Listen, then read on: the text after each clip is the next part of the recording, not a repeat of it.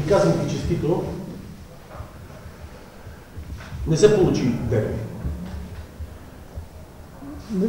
Имаше така някои обективни причини поради това да не се получи дерби. Вече казах тези принудителни дълги почивки, които така ги правим.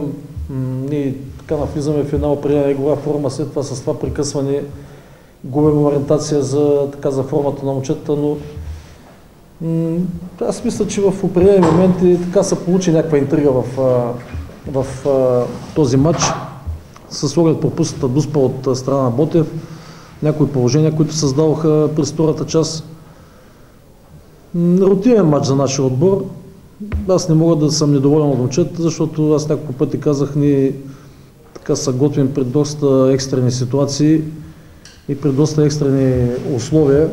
И това, което го правим в тренировъчния процес, много трудно може да стане, нали, в който да е матч от нашето паренство. Ако има нещо, което да ме притеснява, това, че в игровата ни форма лека по лека настъпва така отстъпление от това, което така бяхме в подготовката, особено в първите мачове, които така изиграхме.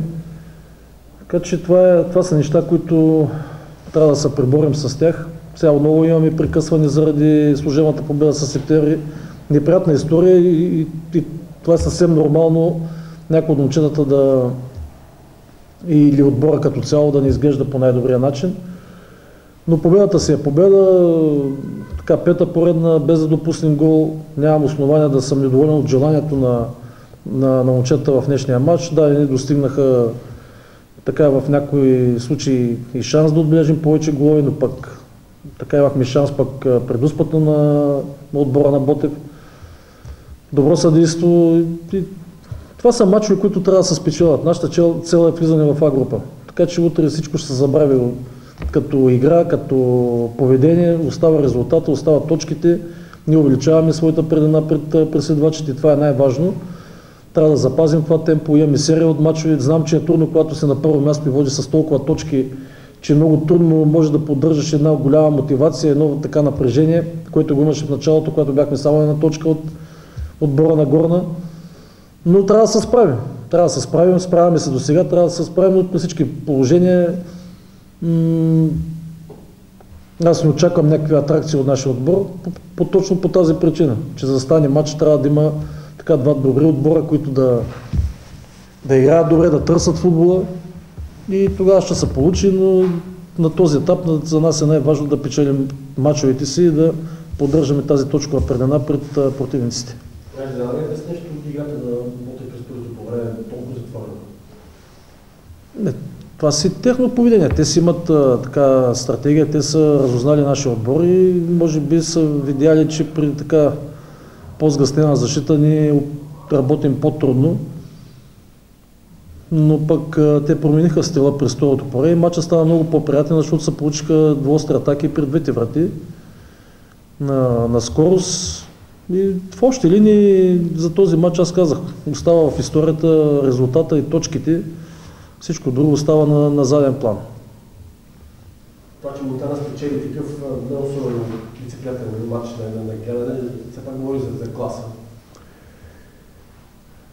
Аз не съм привържен точно на този футбол. Аз обичам да печеля мачовете по този начин, по който го правихме в началото, така с стил, с класа, но аз казах, ние имаме обективни причини.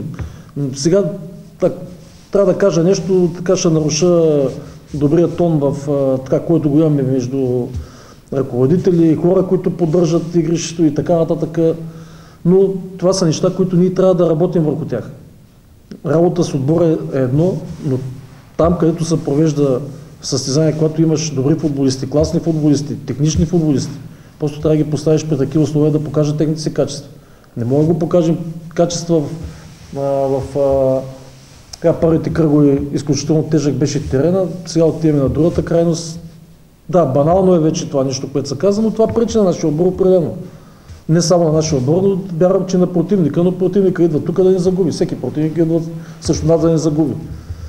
Така че това го виждам като основната причина и нещата, които ги казах, те малко по малко се натрупват и се получава така картина, която сега всеки очаквал или мислят, че този матч трябва да завърши с някакъв разгром или с някаква така изразителна победа. 2-0 също е показател за класа, но нашата цел е да обиграваме отбора в дългосрочен план и затова всеки един матч за нас е много важен, точно поради тази причина. Нашата цел е да обиграваме отбора, когато влезем в тази група, да имаме едно ядро, да знаем какво работим, какво правим, как го правим, защо го правим. Така че всеки един матч е важен от това естество. Аз съм убеден, че ние ще влезем в тази група, но всеки един матч е важен и за футболисти, и за мен, отбора да израства като цяло. Днешният матч, за съжаление, не беше такъв. Успех!